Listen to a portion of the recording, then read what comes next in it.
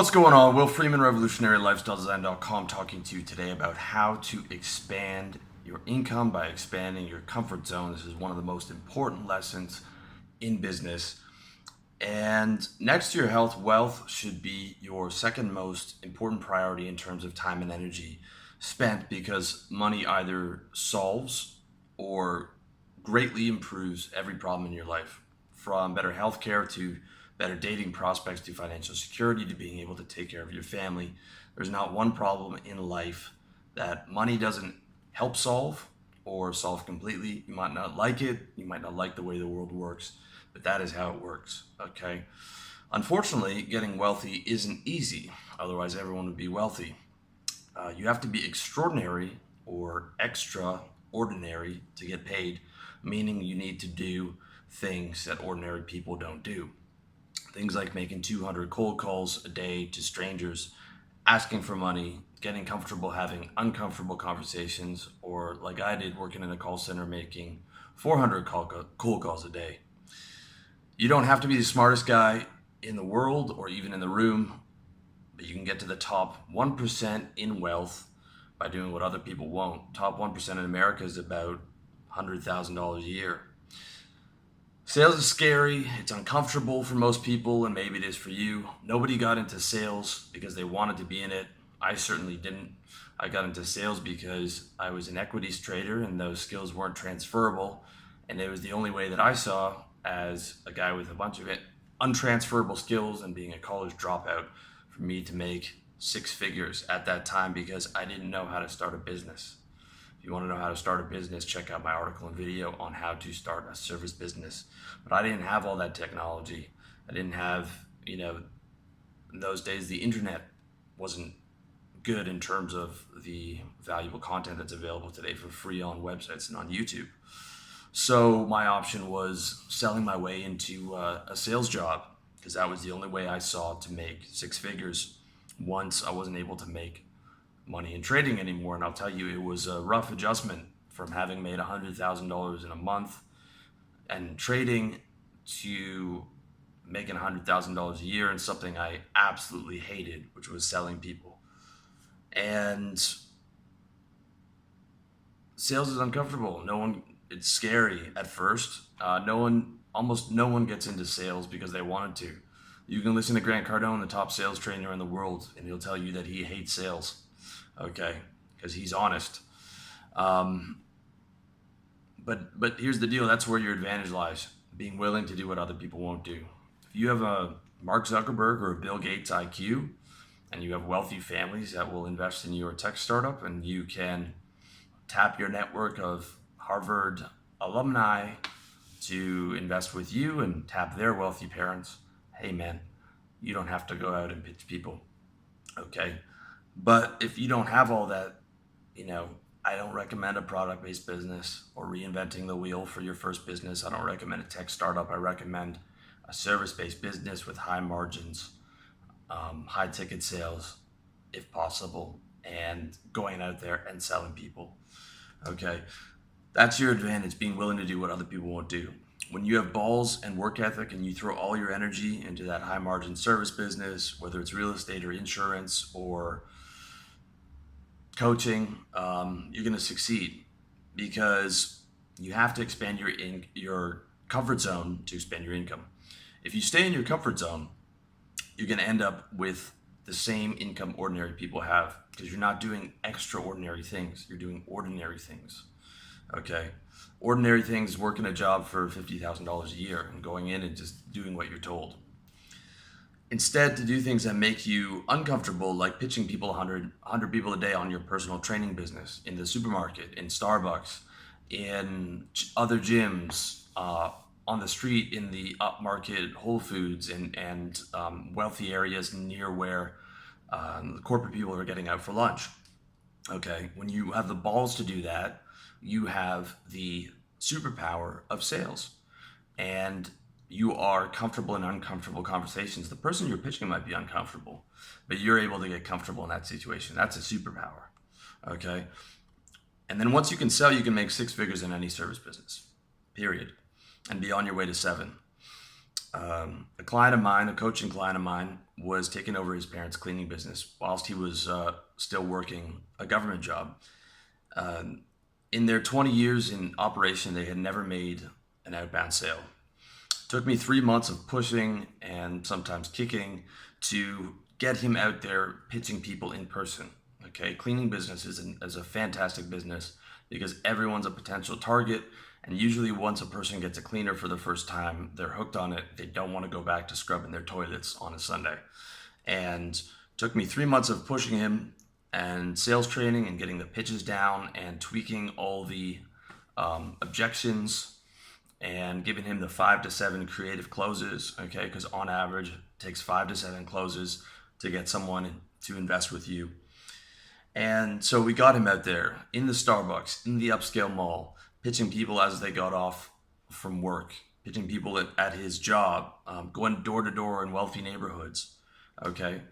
All that stuff that you don't want to do, all that stuff where they write books about how to make money without going door to door, how to make money without outbound sales, okay?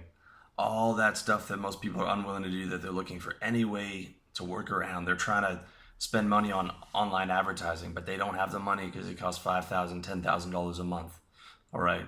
When you're willing to do that, changes the entire game, okay? And not just pitching people, we had him doing 5 to 7 closes, okay? So where they're saying no, or they're trying to dodge it, you're coming back with different answers. You're coming back with rebuttals for money. You're coming back with rebuttals for I don't have the time, or my wife does that. And that was extremely uncomfortable for him. For the first week, he only pitched 10 people, and then 25, and then 50, and then 100.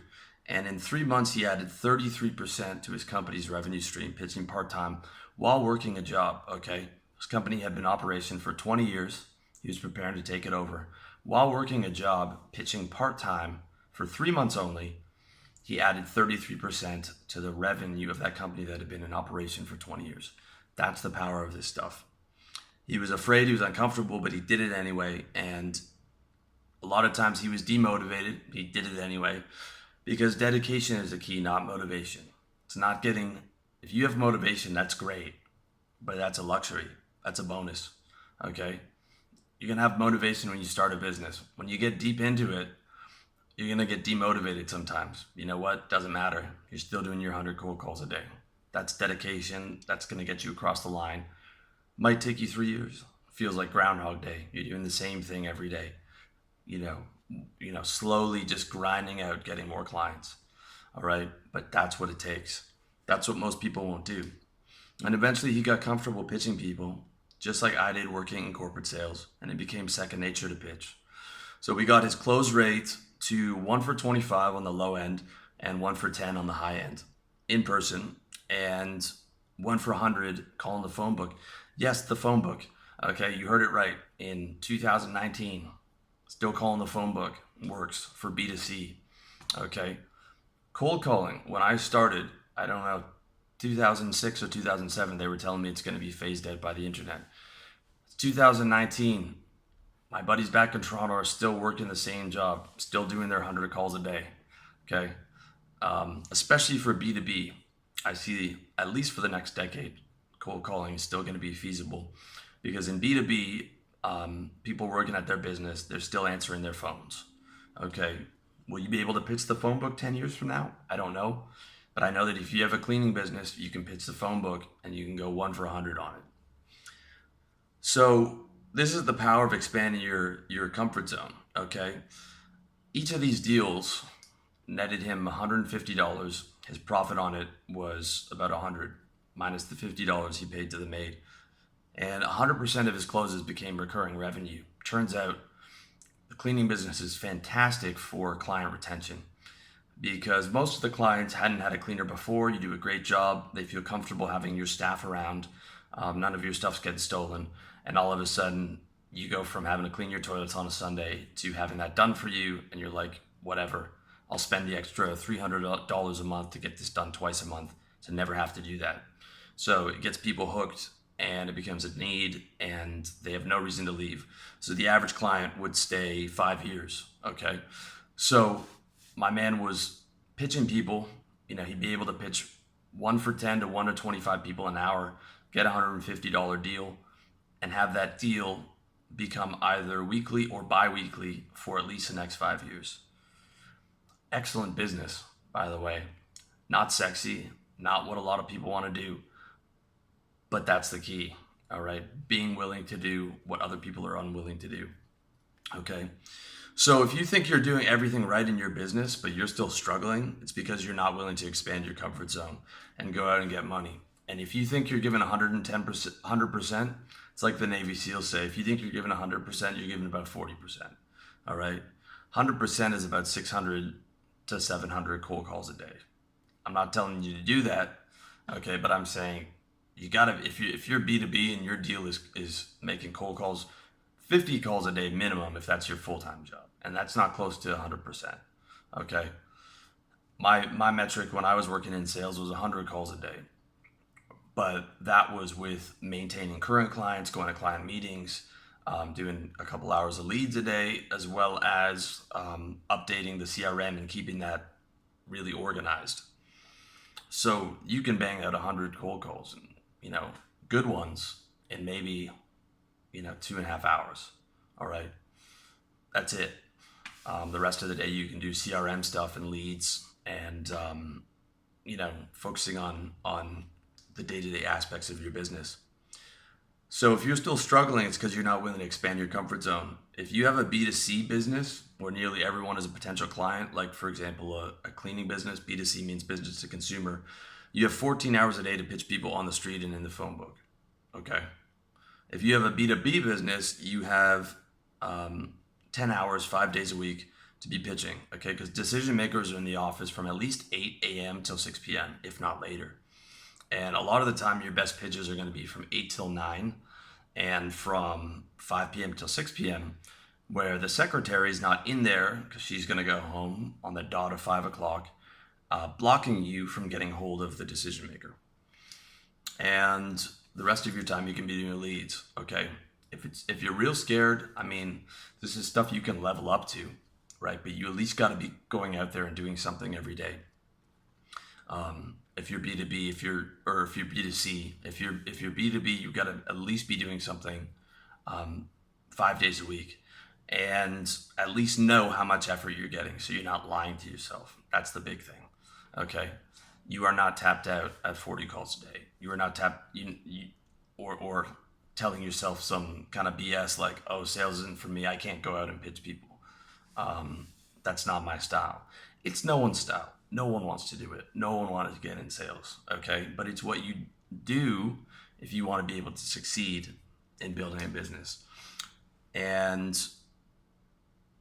this is because chances are you don't have the money to pay for the online advertising. If you have 10 grand a month surplus cash coming off your business to pay for online advertising, great. You may never have to make a cold call. I envy you, all right? This is, but it doesn't usually get easy until you get tough. Okay, once you've got tough, once you've put 3 years in, once you've built up this business with your bare hands, only then can you hire people to sell for you and spend your surplus profit on marketing. But you have to go through discomfort to get there. I haven't made a cold call in maybe 4 years because I don't have to. I built an inbound marketing machine, okay, where people pay me because of all the value I added and reaching over 10 million people. I did that on purpose. I did that to get off the phones. I did that so I didn't have to go out and hustle and cold call every day.